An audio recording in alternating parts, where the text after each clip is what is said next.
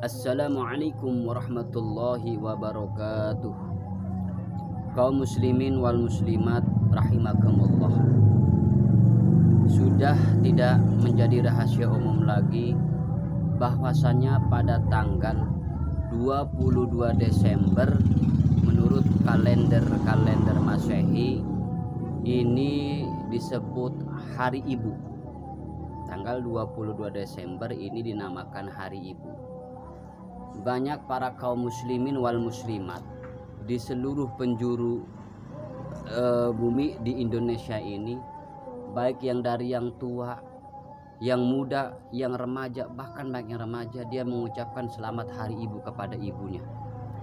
Namun tanpa disadari, di hari tanggal 20 Desember dia mengucapkan selamat Hari Ibu, upload video, upload di status, upload di media sosial, mengucapkan selamat Hari Ibu, meminta maaf, ampunan kepada ibu, tanpa disadari agama Al-Quran, hadis, agama Islam menganjurkan ibu tidak hanya spesial pada tanggal 22 Desember, akan tetapi di setiap hari, setiap waktu, seluruh waktu spesial ibu adalah Hari Ibu bagi kita.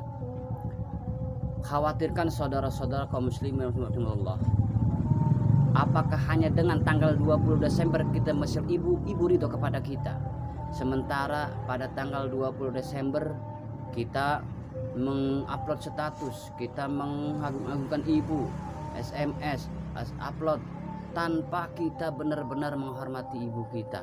Di hari yang lain kita menyakiti ibu kita, di hari yang lain kita tidak menspesialkan, bahkan lebih kita menspesialkan bukan ibu kita.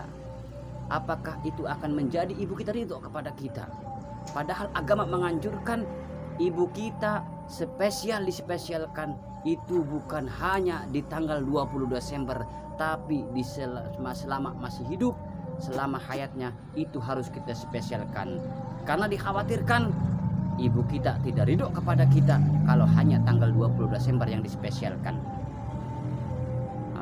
Rasulullah Shallallahu Alaihi Wasallam bersabda, "Ridallah biridal walidain." Ridhonya Allah itu tergantung kepada ridho kedua orang tua. Kalau orang tua kita, terutama ibu kita, ridho kepada kita, maka Allah pun ridho kepada kita. Akan tetapi kalau ibu kita tidak ridho kepada kita, tidak senang kepada kita, maka Allah pun tidak akan ridho kepada kita. Kalaulah Allah tidak ridho kepada kita, maka hidup kita akan sengsara di dunia maupun di akhirat. Kaum muslimin wal muslimat rahimakumullah. Lantas bagaimana cara kita menghormati ibu kita? Bukan hanya di tanggal 22 Desember. Allah Subhanahu wa taala berfirman dalam Al-Qur'an, "Wa qadha rabbuka alla ta'budu illa iyyah." Hendaklah kalian diperintahkan untuk menyembah Allah, tidak boleh menyembah kepada selain Allah. Wabil walidaini ihsana, dan kepada kedua orang tua kita harus berbuat baik.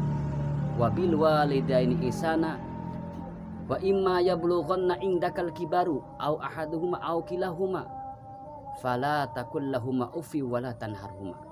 Dan apabila kedua orang tua kita sudah lanjut usia, sudah tua, fala takul lahuma uffi, maka kita tidak boleh mengucapkan kata uf atau membantah apa kata orang tua. Lebih-lebih fala tanharhuma, kita tidak boleh membentak orang tua.